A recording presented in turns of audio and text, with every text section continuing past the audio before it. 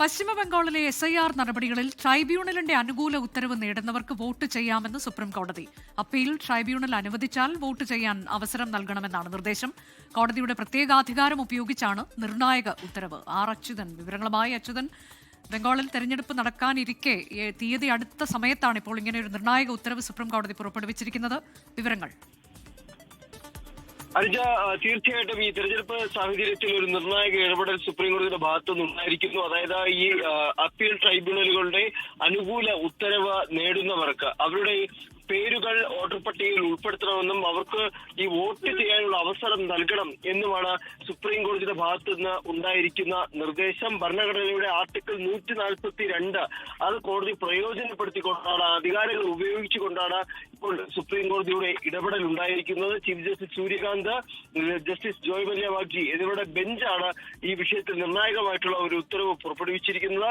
മാത്രമല്ല, അതായത് വോട്ടിങ്ങിന് തൊട്ട് മുൻപ്, അതായത് വോട്ട് ചെയ്യുന്ന ദിവസത്തിന് തൊട്ട് മുമ്പ് തന്നെ ഇത്തരത്തിലുള്ള അനുകൂല സാഹചര്യം ലഭിച്ചു കഴിഞ്ഞാൽ അവരുടെ പേരുകൾ ഉൾപ്പെടുത്തണം എന്ന് തന്നെയാണ് കോടതി ഇപ്പോൾ പറഞ്ഞിരിക്കുന്നത്. ഈ വിഷയത്തിൽ വലിയ രീതിയിലുള്ള തർക്കം ഇപ്പോഴും നിലനിൽക്കുന്നുണ്ട്.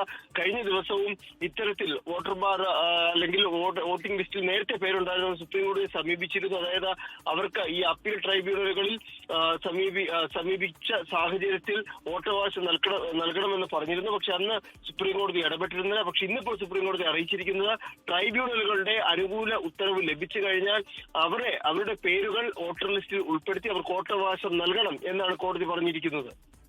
പശ്ചിമബംഗാളിലെ SIR നടപടികളിലാണ് ഇപ്പോൾ സുപ്രീം കോടതിയുടെ നിർണായക ഉത്തരവ് വന്നിരിക്കുന്നത്. തെരഞ്ഞെടുപ്പ് അടുത്തിരിക്കെയാണ് ഉത്തരവ് വന്നത്. അപ്പീൽ ട്രൈബ്യൂണൽ അനുവദിച്ചാൽ വോട്ട് ചെയ്യാൻ അവസരം നൽകണം എന്നതാണ് പ്രധാനപ്പെട്ട ഉത്തരവ്.